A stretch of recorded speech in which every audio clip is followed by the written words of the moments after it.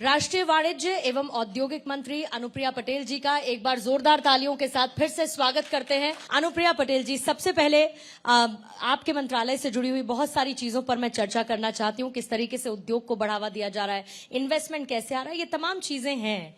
लेकिन आजकल राजनीति बहुत गरमाई हुई है और इसीलिए शुरुआत कुछ राजनीतिक सवालों के साथ करूंगी। सबसे पहले प्रधानमंत्री मोदी जी ने कहा कि इस बार तो ये तय है कि 2024 में मोदी 3.0 पहुंच रहे हैं, आ रहे हैं, और इसके साथ साथ तीसरे टर्म की गारंटी मोदी ही है और भारत को हम आगे बढ़ाएंगे। लेकिन इसके साथ साथ वो ये भी कह देते हैं कि बीजेपी की 370 सीटें आ रही हैं और एनडीए 400 लेकर आ रहा है या 400 के पार जा रहा है। तो ये आत्मविश्वास, क्योंकि वो जो 30 का मार्जिन है उसमें आप भी शामिल हैं और आपका अपना दल है, ऐसे में 400 पार की भूमिका में अनुप्रिया पटेल अपना दल को एनडीए में घटक दल के तौर पर कैसे देखती हैं? बहुत धन्यवाद आपका, पहले तो अपने इस कार्यक्रम में आमंत्रित करने के लिए। अपना दल आप जानते हैं कि भारतीय जनता पार्टी का सबसे पुराना साथी है। उत्तर प्रदेश में हम एक साथ 4 चुनाव लड़ चुके हैं, 2 विधानसभा, 2 लोकसभा। और अगर अपना दल की परफॉर्मेंस की मैं बात करूं तो लोकसभा में हमारा जो स्ट्राइक रेट है वो 100% रहा है और इस बार भी मैं कह रही हूं कि अपना दल का स्ट्राइक रेट 100% रहेगा। और माननीय प्रधानमंत्री जी ने जो बात कही एनडीए के संबंध में, तो उत्तर प्रदेश ने सबसे ज्यादा मजबूती एनडीए को दी है। 2014 का चुनाव हो, 2019 का चुनाव हो, और इस बार भी मैं पूरे विश्वास के साथ कह रही हूं, हमारे और सहयोगी भी हमारे साथ शामिल हुए हैं और सबकी मिलीजुली ताकत से एक बार फिर 2024 का जो चुनाव है, 2014 और 19 से भी बड़ी मजबूती हमारा उत्तर प्रदेश के अंदर जो मतदाता है वो एनडीए गठबंधन को देने जा रहा है। आपने 100% स्ट्राइक रेट की बात की, तो क्या अपना दल का जो स्ट्राइक रेट हमेशा गठबंधन में एक जगह के तौर पर होता है, जो उसकी पोजीशनिंग होती है, जो आपके जीते हुए विधायक होते हैं, जो उनकी जगह सांसद के तौर पर बनती है, क्या वो स्ट्राइक रेट भी 100% रहेगा? यानी कि उतनी हिस्सेदारी अपना दल की आने वाले वक्त में अगर बीजेपी की सरकार, एनडीए की सरकार बनती है तो रहेगी, इस पर सुनिश्चित हैं आप? देखिए, ऐसा है, हम लंबे सहयोगी हैं और लंबे समय तक जो रिश्ते चलते हैं उनमें एक परिपक्वता होती है, एक स्थिरता होती है, आपसी एक समझ होती है, एक अंडरस्टैंडिंग होती है। और बहुत अच्छा ये हम लोगों का एक अलायंस है जो चला है। अपना दल ने अपनी बेहतर से बेहतर भागीदारी इसमें सुनिश्चित की है और अभी भी 2024 का जो चुनाव लड़ने हम जा रहे हैं उसमें कोशिश हमारी यही रहेगी कि हमारा एनडीए का प्रत्याशी जहां भी हो उसे मजबूती मिले और उसके लिए सभी दल अपना अपना योगदान देंगे, हम भी देंगे और बाद में फिर हम सबकी जो अपनी अपनी भी भूमिका होनी है वो तय कर ली जाएगी। लेकिन ऐसा भी सुना है कि अनुप्रिया पटेल अपनी और अपनी पार्टी की भूमिका पहले से तय कर चलती हैं। देखिए, बहुत सारी बातें तो मीडिया में नहीं कही जाती है। हर पार्टी अपने लिए कुछ ना कुछ योजना बनाती है, हर गठबंधन भी अपने लिए बहुत सारी योजनाएं बनाता है और पार्टी अगर एक लंबा सफर तय करके आज उत्तर प्रदेश की तीसरी सबसे बड़ी पार्टी बनी है तो निश्चित रूप से उसमें परिश्रम भी है, नीतिगत निर्णय भी हैं। तो ये सब मुझे लगता है कि अपनी पार्टी का हम ख्याल रख लेते हैं। और क्या पसंद भी है इसमें, क्योंकि आपसे थोड़ी देर पहले प्रकाश जावड़ेकर जी थे तो मैंने उनसे ये सवाल पूछा कि ऐसा क्या होता है कि जो मुलाकात करने के लिए अंदर जाता है वो बाहर एनडीए का साथी बनकर निकलता है। तो इसमें क्या पसंद ज्यादा काम करती है या अंदर कोई ऐसी जड़ी बूटी पिला दी जाती है कि साथी हमेशा इंटैक्ट रहते हैं, कभी कोई ऐसी अलगाव की बातें, कोई विरोधाभास की बातें देखने को नहीं मिलती? ऐसा बातचीत में कौन सा क्या मिलाया जाता है? ऐसा बातचीत में क्या होता है?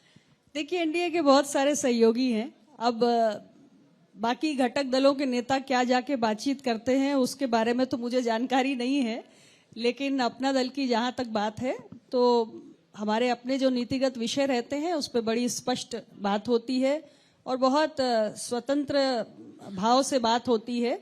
और मुझे लगता है कि अपना दल सामाजिक न्याय की राजनीति के मसलों को जब भी उठाता आया है तो हमारे गठबंधन में एक बड़े भाई की भूमिका में भारतीय जनता पार्टी है और माननीय प्रधानमंत्री जी हो या माननीय गृह मंत्री जी हो, हमने जब भी दबे कुचले पिछड़े समाज के हक से जुड़ा हुआ कोई भी विषय जो अपना दल के एजेंडा में है, जो अपना दल की प्राथमिकता में है, उसको उठाया है तो उस पर बड़ी स्पष्ट बातचीत भी हुई है, बहुत सारे मसलों के समाधान भी हुए हैं। तो मुझे लगता है कि ये नीतिगत विषयों पर जो एक हमारी एक आपसी अंडरस्टैंडिंग है तो उसके कारण ये रिश्ता बहुत मजबूत बनता है और अंदर जाकर और कोई ऐसा विशेष एजेंडा नहीं होता है। जो एजेंडा होता है वो जनता के हितों से जुड़ा ही होता है। आपने अपना दल और उसकी प्राथमिकताओं का जिक्र किया, नीतिगत बातों का जिक्र किया। आरएलडी का स्वागत कितने खुले दिल के साथ अपना दल कर रहा है एनडीए में? और दूसरा, जब मैंने नीतिगत चीजों की चर्चा की तो क्या, क्योंकि राजनीति संभावनाओं का खेल है, इसीलिए अगर उसमें कुछ विरोधाभास भी हो तो राजनीतिक लाभ के लिए उसके साथ सेटल डाउन किया जा सकता है? देखिए, अब आरएलडी क्या सोचकर आई है ये मैं नहीं कह सकती, लेकिन मैं एक घटक के रूप में, हमारा एनडीए का परिवार, हमारा एनडीए का कुनबा है, उसमें एक नई बढ़त हुई है, एक नया सदस्य शामिल हुआ है और मैं तो समझती हूं कि सारे दल मिल करके एक दूसरे की ताकत बढ़ाएंगे। तो अपना दल की ओर से तो जब ये मीडिया रिपोर्ट्स भी मैंने देखी थी तब भी मैंने स्वागत किया था और आज भी मुझे खुशी है। आरएलडी एक लंबा संघर्ष इस पार्टी का रहा है और आज तो प्रधानमंत्री जी ने एक बहुत बड़ा निर्णय भी लिया है। हमारे देश के पूर्व प्रधानमंत्री चौधरी चरण सिंह जी को उन्होंने इतना बड़ा सम्मान दिया है, भारत का सर्वोच्च सम्मान दिया है, तो उस पर भी मैं अपने पार्टी की तरफ से उनको आभार व्यक्त करती हूँ और हमें खुशी है कि हमें एक और सहयोगी मिला है और एक नए सहयोगी के आने से निश्चित रूप से पश्चिमी उत्तर प्रदेश में भी हमारी ताकत बढ़ेगी। लेकिन इस परसेप्शन को आप किस तरीके से देखती हैं? जब आज भारत रत्न का ऐलान हुआ, इससे पहले जयंत चौधरी शामिल हुए, चौधरी चरण सिंह के लिए भारत रत्न का ऐलान, बीजेपी के ऊपर ये आरोप लगते हैं कि टाइमिंग में बड़ी सॉलिड है ये पार्टी, यानी कि जब चुनाव नजदीक होते हैं तो किसको कैसे साधना है, इसकी स्ट्रैटेजी में बहुत माहिर है। देखिए, किसी को भी अपनी टाइमिंग सही रखने के लिए किसी ने रोका तो है नहीं। यूपीए के पास भी मौका था, वो भी अपनी टाइमिंग और अपने डिसीजंस को सही रख सकते थे। जहां तक पद्म पुरस्कारों से लेकर देश के सर्वोच्च सम्मान भारत रत्न की बात है, तो मैं इतना ही कहूंगी कि माननीय प्रधानमंत्री मोदी जी की सरकार में एक बहुत बड़ा परिवर्तन का युग तो इस दृष्टि से आया है और इससे कोई भी इनकार नहीं कर सकता कि अगर हम देश के 4 सर्वोच्च सम्मान की बात करें तो पहले जो खास तक सीमित रहता था वो आज आम तक तो पहुंच गया है। राष्ट्रपति भवन में आप जब पद्म पुरस्कारों की घोषणा होती है तो जो पुरस्कार विजेता होते हैं, आप देखिए कितने आम चेहरे होते हैं और उन्होंने अपना पूरा जीवन अलग अलग क्षेत्रों में देश के लिए योगदान दिया होता है, बहुत सारी उपलब्धियां हासिल की होती हैं, लेकिन फिर भी इतना बड़ा सम्मान उन्हें मिलेगा ऐसी उम्मीद उन्हें नहीं होती है। तो आज हम कई ऐसे चेहरों को देख रहे हैं जो बहुत आम हैं, लेकिन देश के लिए उन्होंने बहुत खास काम किया है। तो देश के कोने कोने से ऐसे लोग जिन्होंने देश को आगे बढ़ाने के लिए जीवन अपना पूरा खपाया है, उनको वो इस सम्मान के हकदार भी हैं और मुझे लगता है कि ये काम करने का एक अपॉर्चुनिटी हमारे यूपीए के पास थी, उन्होंने नहीं किया, लेकिन मुझे गर्व है हमारे प्रधानमंत्री मोदी जी की सरकार ने ये बहुत बड़ा क्रांतिकारी परिवर्तन देश में लाया है। जो डिजर्विंग है उसको ये सम्मान दिए जा रहे हैं। क्या विपक्ष को ऐसा लगता है कि बहुत देर कर दी हुजूर आते आते? क्योंकि आपने जब सर्वोच्च सम्मान की बात की तो कर्पूरी ठाकुर को लेकर जब भारत रत्न का ऐलान हुआ, ऐसे में ऐसा लगा कि क्रेडिट पॉलिटिक्स की होड़ मच गई है। हम तो कब से मांग कर रहे थे, हम तो चाहते थे कि ऐसा ऐलान हो। अरे भाई, रोका किसने था? यूपीए की सरकार में ऐसे बहुत सारे दल शामिल थे जिन्होंने जननायक कर्पूरी ठाकुर जी का नाम लेकर अपनी राजनीति चमकाई। बहुत सारे ऐसे दल थे, यूपीए के पास मौका था, क्यों नहीं यूपीए की लीडरशिप ने ये तय किया? क्यों हमारे यूपीए में जो दल शामिल थे जो सामाजिक न्याय की राजनीति करते आए हैं और जननायक कर्पूरी ठाकुर जी के दबे कुचले वर्ग के प्रति जो योगदान रहा है उसकी बात करते हुए वोट लेते आए हैं, उन्होंने क्यों नहीं इस विषय को उठाया? और अगर वो इतने समय से मांग कर रहे थे तो क्यों नहीं यूपीओ में उनकी सुनवाई हुई? तो उनके गठबंधन में आखिर क्या गड़बड़ी थी, क्या कमी थी, ये तो उनको स्वयं समझना चाहिए। तो आप तो सिर्फ बातें करते आए हैं, आपको श्रेय चाहिए, हमें श्रेय नहीं चाहिए। हम तो सम्मान करना चाहते हैं क्योंकि हम दिल से सम्मान करते हैं, हमारी नीयत स्पष्ट है और नीयत स्पष्ट है, नीयत साफ है, इसलिए हमने तो आपके बिना कहे ही हमने सम्मान दे दिया। आप तो कहते रह गए, हमने तो करके दिखा दिया। लेकिन इसके साथ साथ जब आप बात करते हैं कर्पूरी ठाकुर की, तो कर्पूरी ठाकुर ने पिछड़े समाज को आगे लाने के लिए निरंतर प्रयास किए। आज की सरकार ने उनको सराहा, लेकिन जब पिछड़ों की बात होती है तो उस पर राजनीति ज्यादा होती है। जैसे कि आजकल स्टेटमेंट्स आ रहे हैं, फिर चाहे राहुल गांधी हो, चाहे मल्लिकार्जुन खड़गे हो, प्रधानमंत्री की जाति को लेकर वो कहते हैं कि बिना सड़क पर उतरे, बिना आंदोलन में शामिल हुए प्रधानमंत्री ने ओबीसी की जाति ले ली। देखिए, तथ्यात्मक रूप से हम किसी बात को रखें तो कम से कम हमें फैक्ट चेक कर लेना चाहिए। सामान्य राहुल जी ने जब प्रधानमंत्री जी की जाति को लेकर सवाल उठाए तो उनके ही राज्य में उनके ही पार्टी से उप मुख्यमंत्री रहे, उन्होंने उनकी बात को काट दिया। तो कम से कम फैक्चुअल चेक जरूर कर लेना चाहिए, क्योंकि माननीय प्रधानमंत्री जी जिस जाति से आते हैं, वैसे तो जाति की बात भी नहीं करनी चाहिए, वो देश के प्रधानमंत्री हैं, हम सबके लिए श्रद्धा के केंद्र हैं। लेकिन अगर विषय यही है तो प्रधानमंत्री जी मोड़गाची जिस जाति से आते हैं वो तो स्टेट लिस्ट में बहुत पहले 90 के दशक में ही शामिल कर ली गई थी। उस वक्त तो ना वो विधायक थे, ना सांसद थे, ना मुख्यमंत्री थे। तो ऐसी बातें जिनका कोई तथ्यात्मक आधार ही नहीं है, आधारहीन बातों पे अगर आप जनता को भ्रमित करना चाहेंगे तो जनता देश की बहुत समझदार हो चुकी है। तो ये भ्रम फैलाने का काम रुकेगा कब विपक्ष की तरफ से? मसलन मैं अगर बात करूं तो अभी जब आर्थिक नीतियों का लेखा जोखा पेश किया गया तो ये बताया गया कि आर्थिक नीतियां कैसे 10 साल के कार्यकाल के यूपीए में काफी कमजोर साबित हुई। बार बार जो मुद्दा उठाया गया वो महंगाई का मुद्दा उठाया गया, बेरोजगारी का मुद्दा उठाया गया और प्रधानमंत्री ने महंगाई के मुद्दे को बाकायदा सदन में एड्रेस भी किया। उसके बाद आप यूनिफॉर्म सिविल कोड की बात कर लीजिए, राम मंदिर निर्माण की बात कर लीजिए, धारा 370 की बात कर लीजिए, यहां तक कि यूनिफॉर्म सिविल कोड को लेकर उत्तराखंड के कांग्रेस के मंत्री हरीश रावत ये तक कह देते हैं कि अशांति फैलेगी और मणिपुर जैसे हालात हो जाएंगे। देखिए, ये तो अपना अपना नजरिया है, अपनी सोच है। बात देश की इकोनॉमी से आपने शुरू की और मुझे लगता है कि आज जब हमारी कांग्रेस पार्टी एक काला पत्र ला रही है और हम श्वेत पत्र ला रहे हैं तो बात सिर्फ इतनी ही समझने की है कि यूपीए सरकार के पास भी 10 वर्ष का कार्यकाल था, हमारे पास भी 10 वर्ष का कार्यकाल रहा। अब देश के आम मतदाता को अगर चुनाव करना है तो कम से कम हमें अपना रिपोर्ट कार्ड तो पेश करना चाहिए। देश के आम मतदाता को यह जानकारी तो होनी चाहिए कि आज हम विकसित भारत की बात कर रहे हैं, पहले ये बात क्यों नहीं हुई, आखिर क्या कारण थे कि ये लक्ष्य पहले प्राप्त नहीं हो सका। देश की अर्थव्यवस्था पिछले 10 सालों में कैसे रही और उसके पहले के 10 सालों में कैसी रही, क्या कारण थे। पहले हम 11वें नंबर की इकोनॉमी में थे, आज हम 5वें नंबर की इकोनॉमी हैं। हम कहते हैं कि हम तीसरे नंबर की इकोनॉमी बन जाएंगे, उसकी हम नींव रख रहे हैं। तो देश के मतदाता को यह स्पष्टता होनी चाहिए और हम काम कर रहे हैं, इसलिए हमें तथ्यों को आगे रखने में कोई कठिनाई नहीं है। हम अपनी सारी बातों को, सारे कार्यों को, सारी जो पूरी हमने एक व्यवस्था इतने 10 वर्षों में चलाई और उसके पहले देश के क्या हाल थे, हम इन सारी बातों को देश के आम जनमानस के बीच में रखेंगे। जनता स्वतंत्र है, अपना निर्णय ले ले। 2024 की लड़ाई में ये ब्लैक वर्सेस व्हाइट की लड़ाई आपको कितनी मजबूती देता है? देखिए, अगर बात मजबूती की जाए तो हमने पिछले 10 वर्षों में इस देश के आम जनमानस के दिल में उतरने का काम किया है। हमारी सरकार ने पिछले 10 वर्षों में गरीब कल्याण के जितने भी कार्यक्रम चलाए, आज देखिए हम 10 सालों के अंदर करोड़ों गरीबों का हमने बैंक में खाता खोल दिया, जिनके लिए बैंकों के दरवाजे बंद होते थे। हमने करोड़ों गरीबों के लिए उनके पक्के मकान बना दिए। करोड़ों महिलाओं को आज एक स्वच्छ ईंधन के जरिए बेहतर जीवन मिला है, गैस के कनेक्शन मिले हैं। कभी सिलेंडर एक स्टेटस सिंबल हुआ करता था, आज घर घर में आम महिलाओं के पास सिलेंडर है, टॉयलेट्स हैं, आयुष्मान भारत के मुफ्त इलाज की व्यवस्था है।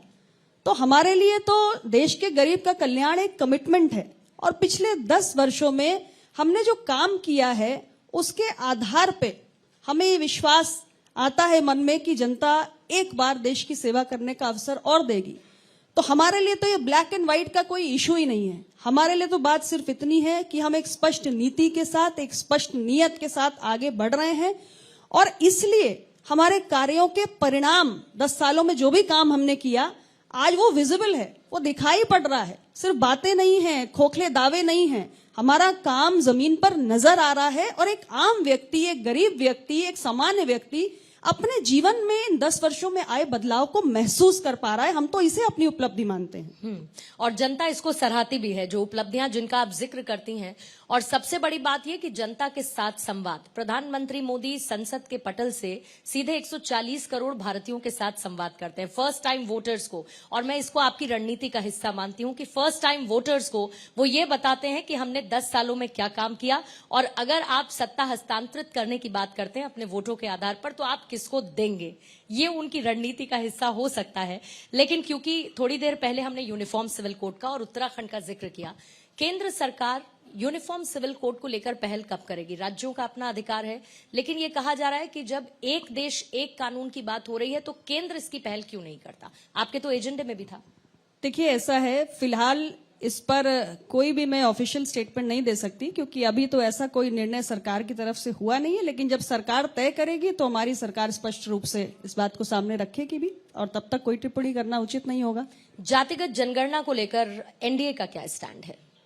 एनडीए का स्टैंड तो मैं फिलहाल नहीं बता सकती, लेकिन अपना दल का स्टैंड जरूर बता सकती हूं। और बड़े स्पष्ट रूप से हमने इस बात को कहा है कि देश में कास्ट सेंसस होनी चाहिए। देश में अलग अलग जातियां जो निवास करती हैं उनकी गिनती होनी चाहिए, उनके प्रामाणिक आंकड़े हमारे पास आने चाहिए। और हमारी जो भी गवर्नमेंट स्कीम्स हैं उसमें हमें प्रायोरिटाइज करने की जरूरत है। कौन सी ऐसी जातियां हैं जो विकास की दौड़ में बहुत पीछे रह गई हैं, हम अपनी योजनाओं को रीओरिएंट कर सकते हैं। जो सबसे ज्यादा वंचित है उन तक लाभ पहुंचाते हैं। तो मेरी पार्टी का इस विषय पर स्पष्ट हमारा स्टैंड है कि हमें कास्ट सेंसस की ओर कदम आगे बढ़ाना चाहिए। आपने अब से थोड़ी देर पहले स्वतंत्रता की बात की, तो मैं अनुप्रिया पटेल और उनकी स्वतंत्रता का जिक्र करना चाहूंगी। एक लंबा वक्त एनडीए के घटक दल के तौर पर आपका रहा, लेकिन क्या कभी अनुप्रिया पटेल को ऐसा नहीं लगता कि बाकी और भी विकल्प तलाशे जा सकते थे? शायद इससे कुछ और बहुत बेहतर मिलता, या एक एक्सपेरिमेंट ही सही, चलो करके देख लेते हैं। देखिए, राजनीति में हम बहुत मोल तोल नहीं करते, हम विचारधारा की राजनीति करते हैं। और मैंने आपको कुछ समय पहले भी बताया कि हमारी अपनी पार्टी ने एक बहुत लंबा संघर्ष किया है। 1995 से लेकर आज 2024 में हम खड़े हैं। हमने शुरुआती दौर में बहुत सारी असफलताओं का सामना भी किया, लेकिन हमारे अपने एजेंडा के प्रति हमारी अपनी एक वैचारिक प्रतिबद्धता रही है। जहां तक एनडीए के घटक के रूप में शामिल होने की बात है, अगर लंबे समय तक रिश्तों की ये स्थिरता बनी रही है तो इसके पीछे भी हमारी अपनी वैचारिक प्रतिबद्धता ही है। जो विषय हमारे एजेंडा में है, पिछड़े कमजोर वर्गों के विषयों को हमने लगातार अपने एनडीए के फोरम पे उठाया है। बहुत सारे विषयों का समाधान हुआ है। और जब हमारा अपना जो सोशल जस्टिस का एजेंडा है उसकी दिशा में हमारा गठबंधन आगे बढ़ रहा है, तो मुझे लगता है कि किसी अन्य विकल्प के बारे में हम सोचेंगे क्यों? हमें राजनीति में क्या प्राप्त करना है? हम राजनीति में सामाजिक न्याय की जिस विचारधारा को लेकर चले थे उससे जुड़े हुए एजेंडा पर आगे बढ़ रहे हैं, और यही हमारी उपलब्धि है। और इसीलिए हमारे रिश्तों में बराबर ये जो एक कंटिन्यूटी है वो बनी हुई है। लेकिन एक और गठबंधन है जो कुछ हासिल करना चाहता है, और वो है इंडिया अलायंस, या फिर मैं उसको कहूं विपक्षी गठबंधन एक साथ आया कि भाई एक साथ आना होगा क्योंकि मोदी को हराना है। अब धीमे धीमे वो खुद ही घटते जा रहे हैं, घटक दल के दल घटते जा रहे हैं। तो ऐसे में इंडिया गठबंधन का भविष्य 2024 के लिहाज से आप कैसे देखती हैं, और क्या आपको लगता है कि मजबूत विपक्ष बच रहा है या बचने की उम्मीद है? आपने सवाल भी पूछा और जवाब भी खुद ही दे दिया। पहले आपने कहा अलायंस है, फिर आपने एहसास किया कि अलायंस तो सच में है ही नहीं। और सवाल तो यही है कि क्या कोई अलायंस बचा है? जब सारे पार्टनर्स ही एक एक करके भाग गए तो कौन सा गठबंधन? ये तो बचा खुचा पुराना यूपीए ही है। देखिए, हमारी टीएमसी की नेता अलग, नीतीश जी यू टर्न मार के वापस, तो बचा कौन? कुल मिला के जो मैंने आपसे बात पहले कही कि तमाम राजनीतिक दल एक साथ यदि आते हैं तो कहीं ना कहीं उनकी अपनी एक विचारधारा के तहत कुछ नीतिगत मसले होने चाहिए जिसपे वो एक साथ आए हों। यहां पे एजेंडा कुछ था ही नहीं। इस गठबंधन के पास कोई रोड मैप नहीं था। इतने अंतर विरोध, तालमेल का अभाव। तो जब कोई तालमेल ही नहीं है तो ये तो ताश के पत्तों की तरह बिखरना ही था, तो बिखर गया। लेकिन आपको लगता है कि सबसे बड़ा पेच इस गठबंधन में सीट शेयरिंग फॉर्मूला था, या फिर चेहरा कौन होगा ये सबसे बड़ा, क्योंकि उसके बहुत सारे उसमें विकल्प के तौर पर हम होंगे, शायद ये ज्यादा बड़ी परेशानी रही? और महत्वाकांक्षाओं का टकराव पहले दिन से था। और ये सच है कि कोई नीति नहीं थी, कोई नियत नहीं था, कोई एजेंडा नहीं था। हर किसी के मन में प्रधानमंत्री बनने की महत्वाकांक्षा, और सीटों का बंटवारा होगा कैसे? कोई कॉमन एजेंडा होना चाहिए। आपका कोई कॉमन एजेंडा ही नहीं है तो एक दूसरे के साथ कैसे सेटिंग होगी? पर बात तो कॉमन मिनिमम प्रोग्राम पे हो रही थी, तो कहां हुआ? देखिए, पहले दिन से एक फोटो ऑप्स थे, फोटो अपॉर्चुनिटी थी, और जितनी भी बैठकों का दौर चला सिवाय फोटोशूट के और कुछ हुआ नहीं। कभी कोई स्पष्ट एजेंडा निकल कर नहीं आया कि कौन से विषय हैं, किन मसलों को लेकर जनता के बीच में जाएंगे। आखिर है क्या कि एक व्यक्ति का विरोध, नरेंद्र मोदी का विरोध करना है। भाई जनता को आप क्या देना चाहते हैं? ऐसी कोई बात तो कभी निकल के आई नहीं। तो इस गठबंधन का भविष्य तो पहले से ही स्पष्ट था और हम इस बात को हमेशा कह भी रहे थे। आज वो बात स्पष्ट रूप से जनता के सामने भी आ गई। तो एक सर्वाइवल का संकट था। सबको लग रहा था कि सत्ता से दूर हो रहे हैं, लगातार दूर हैं, किसी तरह कुछ प्रयास किया जाए। लेकिन साथ आने में इतना मन मुटाव, सबके मन तो एक थे नहीं, तो कोई भविष्य हो भी नहीं सकता था। लेकिन आरोप ये भी है कि इस तिलिस्म को तोड़ने का काम बीजेपी ने किया है। नीतीश जी आपके पास चले आए, आपने कहा यू टर्न ले लिया और फिर नीतीश जी ने कह दिया कि अब हम इधर उधर नहीं जाएंगे, अब हम एनडीए में ही रहेंगे। तो आप इसके लिए पहले तो श्योर हैं कि नीतीश जी कहीं नहीं जाएंगे? दूसरा अरे नीतीश जी को आप रोक नहीं पाए तो आपकी अपनी असमर्थता है ना। आप उसका ठीकरा हमारे सर पे क्यों फोड़ रहे हो? आपके सहयोगी थे, आपको रोकना चाहिए था। आप नहीं रोक पाए तो ये कहीं ना कहीं तो आपकी हार है। और आरएलडी को देख लीजिए, आप अपने साथी को नहीं रोक पाए, ये भी आपकी हार है।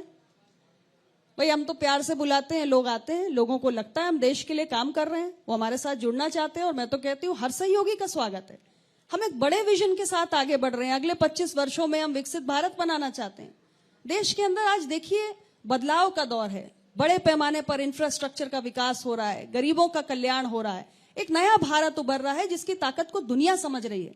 अंतर्राष्ट्रीय स्तर पर आज भारत को दुनिया अलग नजर से देखती है। भारत की अपनी एक आवाज है। तो ऐसे भारत के साथ कौन नहीं जुड़ना चाहेगा? आने वाले कितने सालों में आप ये फिल इन द ब्लैंक भर पाएंगी? जब लिखा जाता है मोदी वर्सेस हु, आपको लगता है कि आने वाले कितने सालों तक इसमें कौन सा नाम और कौन सा चेहरा फिट होने की संभावना है, या आप उसको पूरी तरीके से नकारती हैं? देखिए मुझे लगता है कि इन सब बातों का कोई मतलब नहीं है। हम राष्ट्र की सेवा के भाव से आए हैं। देश के प्रति अपना दायित्व, अपनी जिम्मेदारी निभाते रहिए। 142 करोड़ भारतीय हैं, उनका दायित्व छोटा नहीं होता। दिन रात परिश्रम करना है, देश को आगे लेकर जाना है। और मुझे लगता है कि अगर हम इसी एजेंडा पर केंद्रित रहेंगे तो बाकी बातों के चर्चा का भी कोई स्कोप नहीं है। महिलाओं को आगे बढ़ाने को लेकर 33% आरक्षण हमने देखा, नारी वंदन अधिनियम, और उसके बाद 26 जनवरी की परेड हमने देखी जब महिला रिप्रेजेंटेटिव्स हर एक क्षेत्र से आगे नजर आई। आप खुद एक महिला हैं, मैं खुद महिला हूं, और प्रधानमंत्री मोदी जिन 4 जातियों का जिक्र करते हैं उसमें से एक महिला भी है। निर्मला सीतारमण बजट पढ़ रही थी, महिलाओं के लिए ऐलान हो रहे थे। इस बदलते भारत में महिलाओं की भूमिका और सशक्त होती भूमिका का क्रेडिट मोदी सरकार को या एनडीए को कितना आप देना चाहती हैं?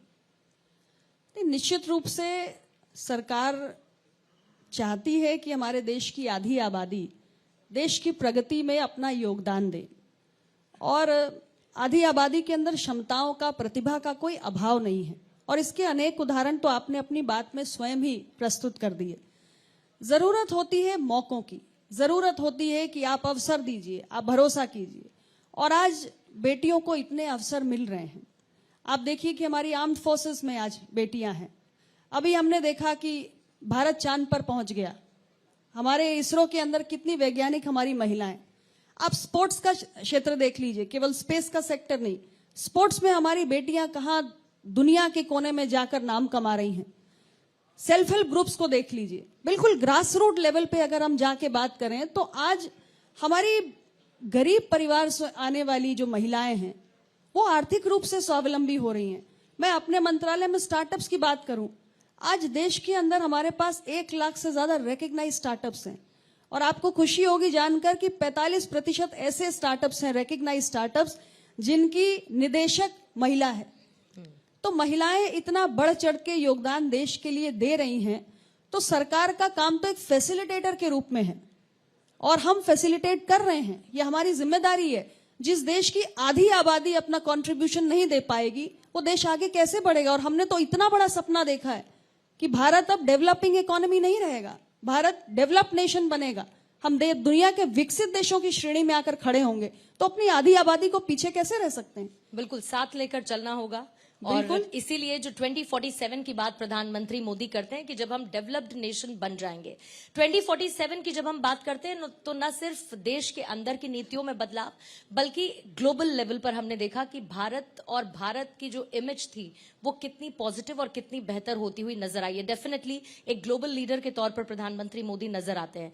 जब वो विदेशी धरती पर जाते हैं और जब इंडियन डायस्पोरा वहां पर मौजूद होता है, जब बड़े बड़े वर्ल्ड लीडर्स प्रधानमंत्री मोदी को द बॉस कहकर या उनको उनके पैर छूकर उनको सम्मानित करते हैं, ये भारत के लिए कितना गर्व का विषय है। भारत के लिए मैं समझती हूँ कि माननीय प्रधानमंत्री जी जहां भी गए हैं और दुनिया के तमाम देशों के राष्ट्राध्यक्षों ने खुले दिल से उनका स्वागत किया है, उनकी सराहना में कभी कुछ शब्द भी कहे हैं, तो निश्चित रूप से ये हर भारतीय को गौरवान्वित करता है। भारत के प्रधानमंत्री का सम्मान 142 करोड़ भारतीयों का सम्मान है और ये भारत की उपलब्धियों का सम्मान है, भारतीयों के सामर्थ्य का सम्मान है, भारत भूमि का सम्मान है। और इसलिए हम सब के लिए एक ये स्वर्णिम काल है जिसमें भारत की अंतर्राष्ट्रीय छवि में इजाफा हुआ है और दुनिया के बड़े बड़े देश आज भारत का लोहा मान रहे हैं। आज भारत को एक उभरती हुई शक्ति के रूप में, एक ब्राइट स्पॉट के रूप में देख रहे हैं, most attractive destination for investment के रूप में देख रहे हैं। ये सामान्य बात नहीं है। G20 से लेकर ब्रिक्स से लेकर तमाम अंतर्राष्ट्रीय आयोजनों में देखिए कि भारत की एक स्पष्ट आवाज अलग से सुनाई पड़ती है। इसी विदेशी निवेश के साथ मैं अपने अंतिम 2-3 सवालों की तरफ बढ़ूंगी। विदेशी निवेश जिस तरीके से पिछले कुछ वक्त में बढ़ा, खासतौर पे मैं उत्तर प्रदेश की भी बात करूं, गुजरात में हमने देखा वाइब्रेंट समिट का आयोजन हुआ। उत्तर प्रदेश में जिस तरीके से ग्लोबल इन्वेस्टमेंट आ रहा है, हम देख रहे हैं एयरपोर्ट्स डेवलप हो रहे हैं, खुद अयोध्या को किस तरीके से डेवलप किया जा रहा है, जेवर एयरपोर्ट है, ये तमाम चीजें हो रही हैं। ऐसे में यूपी और यूपी की 80 सीटें, पीडीए की बात होती है, वो पीडीए उसको आप कहां देखती हैं? और दूसरा, अपनी वहां की यूपी की सरकार इस इन्वेस्टमेंट के लिहाज से प्रदेश को कितना बेहतर कर पाई है? देखिए, उत्तर प्रदेश के लिए आज हम कहते हैं कि ये नए भारत का नया उत्तर प्रदेश है। एक ऐसा राज्य जिसके पास डेमोग्राफी तो हमेशा से थी, 26 करोड़ की हमारी आबादी है, बहुत बड़ा भौगोलिक विस्तार है, बहुत सारे संसाधन हैं, लेकिन फिर भी जो यहाँ के आम मतदाता को आगे बढ़ने के अवसर चाहिए थे वो नहीं मिल पा रहे थे। इन 7 वर्षों में ये बदलाव जरूर हुआ है कि बड़े पैमाने पर हमारी सरकार ने किसी भी इकोनॉमी को ग्रो करना है तो हमें इंफ्रास्ट्रक्चर, आधारभूत संरचना का निर्माण करना होता है और उस दृष्टि से बहुत शानदार काम उत्तर प्रदेश की सरकार ने की है। आज उत्तर प्रदेश के लिए हम कहते हैं कि सर्वाधिक एक्सप्रेसवेज वाला राज्य है। हमारे यहाँ बड़े पैमाने पर road, expressways, airports, domestic, international सब बन गए, बिजली की व्यवस्था सुधर गई, लॉ एंड ऑर्डर इंप्रूव हो गया, इंटरनेट कनेक्टिविटी में विस्तार हुआ, तो एक बेहतरीन माहौल मिल रहा है जिसके कारण ये जो इन्वेस्टर समिट हम कर रहे हैं उत्तर प्रदेश में, लाखों करोड़ के एमओयू साइन हो रहे हैं, क्योंकि अब हमारे जो तमाम इंडस्ट्रीज हैं, इन्वेस्टर्स हैं, उनको लग रहा है कि नहीं, उत्तर प्रदेश के अंदर हमें जो तमाम संसाधन चाहिए और खास तौर से जो सुविधाएं और जो वातावरण चाहिए इंडस्ट्री के ग्रोथ के लिए, वो हमें मिल रहा है। तो ऐसे में बड़े स्तर पे रोजगार सृजन भी होगा। उत्तर प्रदेश के अंदर जो प्रतिभावान, सामर्थ्यवान नौजवान है, उसकी आकांक्षाएं भी पूरी होंगी और हमारे जो राज्य की जीडीपी है वो उड़ान भरेगी। उत्तर प्रदेश ने कमिटमेंट भी की, एक संकल्प भी लिया है कि अगर $5 ट्रिलियन भारत सरकार का संकल्प है तो $1 ट्रिलियन का उसमें योगदान हमारा होगा।